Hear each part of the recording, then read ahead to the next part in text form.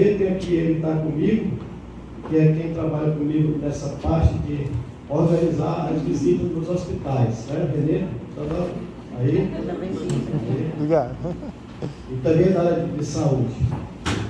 Bem, nós hoje estamos aqui reunidos para comemorar a Páscoa, que é, na verdade, a gente pensa que a Páscoa começou lá no Egito, né? Quando Deus mandou matar aquele cordeiro para que o povo judeu não fosse mortos, né? Todo mundo conhece essa história.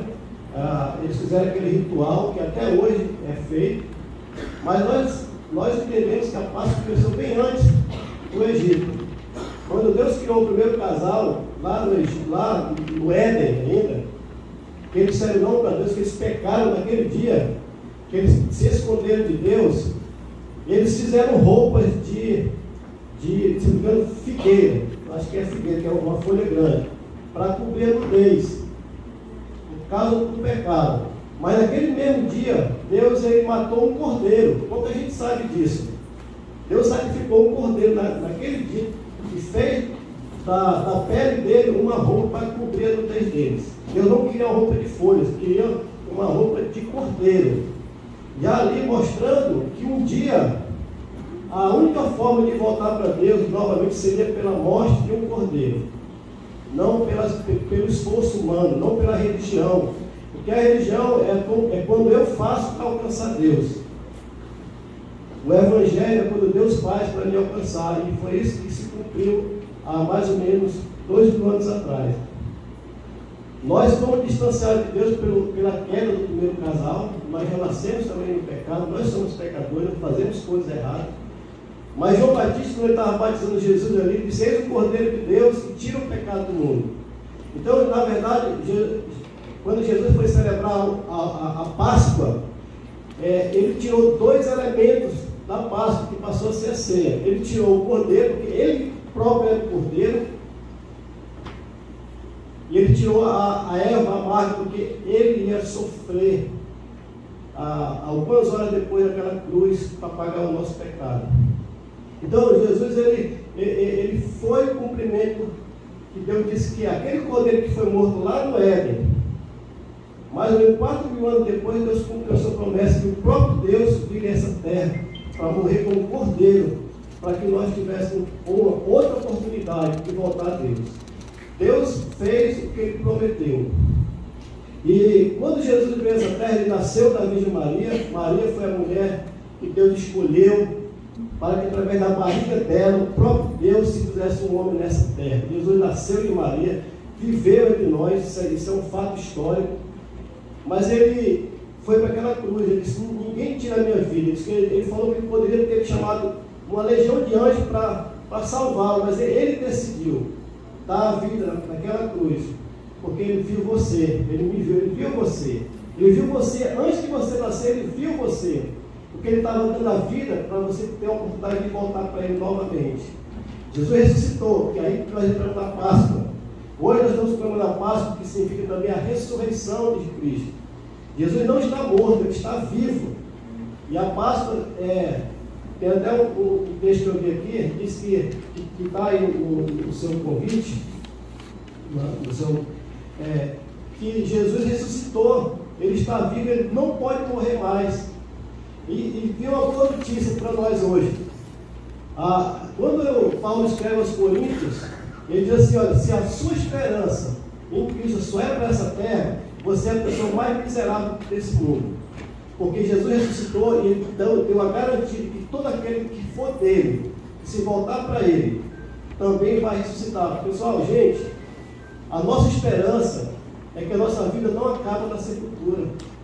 Se você morrer com Cristo, Ele garante que você vai ressuscitar num novo corpo, sem dor, sem sofrimento,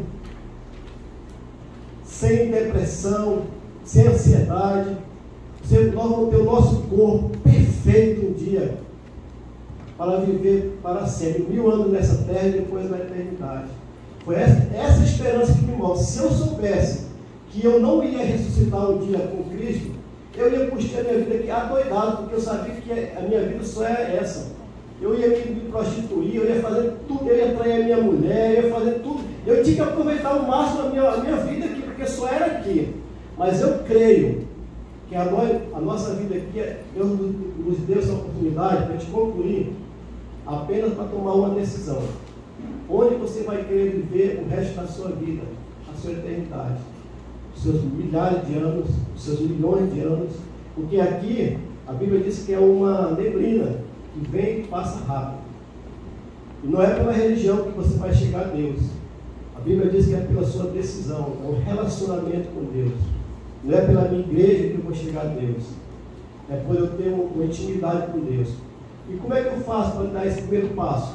A Bíblia diz que você hoje, foi o que eu fiz um dia, fizer duas coisas com fé, Deus promete que Ele vai estar presente na sua vida. O primeiro passo para você ter a Páscoa, a presença de Jesus na sua vida. A primeira coisa, você tem que crer, você tem que acreditar na história de Jesus, na história que Ele veio a essa terra, morreu, nasceu de Maria, viveu entre nós. Você pode dizer, mas eu já creio. Parabéns, esse é o primeiro passo. Mas não é o suficiente, porque falta o segundo.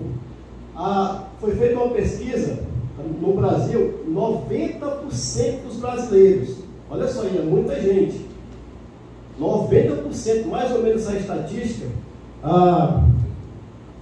acredita em Deus, acredita em Jesus. Mas por que o Brasil é tão violento, o Brasil é tão imoral, é o segundo maior consumidor de cocaína, de entorpecente? Porque falta a segunda parte da fé. A fé, crer em Deus, acreditar é só o primeiro, porque até os demônios acreditam em Deus e não são salvos, e nunca vai ser. Mas falta o segundo elemento da fé, que é esse que as pessoas não fazem, e não dão o segundo passo. Lá em Romanos 10, 9 e 10 fala isso. Ele diz que o segundo elemento da fé é confessar, é falar com a sua boca que você quer Jesus como seu e Salvador. O primeiro casal disse não. Mas hoje você também pode dizer sim, eu quero. Você falar com a sua boca. Deus disse que qualquer pessoa que fizer essa oração de confissão, onde estiver, Ele vai ouvir, Ele vai fazer parte da sua vida. É igual um casamento, quando você diz sim lá no altar, você coloca aliança. Eu estou casado com essa mulher, eu estou casado com esse homem, porque você está se unindo a Cristo. E Ele entra na sua vida e não sai nunca mais. E se eu pecar, Ele vai te perdoar, Ele vai te dar força, Ele vai te libertar, Ele vai te dar ânimo, Ele vai te dar uma esperança que nós vamos viver para sempre. Se você hoje ainda não tem essa esperança, falta o segundo elemento dessa fé na sua vida. O segundo elemento é você ter a garantia, se você morrer hoje, agora, você vai estar com Cristo. Se você ainda não tem essa certeza, essa esperança, que Deus possa lhe dar um dia essa oportunidade. Porque isso é Páscoa. A Páscoa é uma esperança de que Jesus está vivo. E eu vou me encontrar com Ele um dia. Eu quero ressuscitar para ver Cristo um dia. E viver com Ele e reinar para sempre. Eu vou fazer uma oração de confissão de fé, uma oração que a gente faz dentro dos hospitais, onde nós vamos, nós fazemos. Se você quer realmente dizer, Senhor, eu te quero na minha vida, não uma religião, não uma igreja, mas eu te quero na minha vida. Eu vou fazer uma oração de uns 30 segundos. E você pode, onde você estiver, pode repetir comigo, falar o seu pensamento para Deus. Deus vai te ouvir, Deus vai te perdoar, Deus vai te salvar. Assim Ele promete. Vamos orar, fale comigo assim, se você desejar. Senhor Deus, eu creio que Jesus morreu na cruz, para me salvar. Perdoe meus pecados. Hoje eu entrego a minha vida, para Jesus, para ser o meu Senhor, e o meu Salvador. Amém.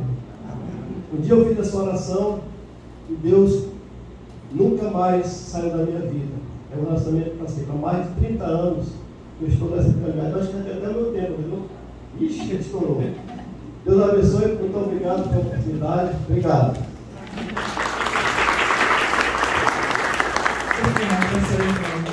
Para Sérgio, por gentileza.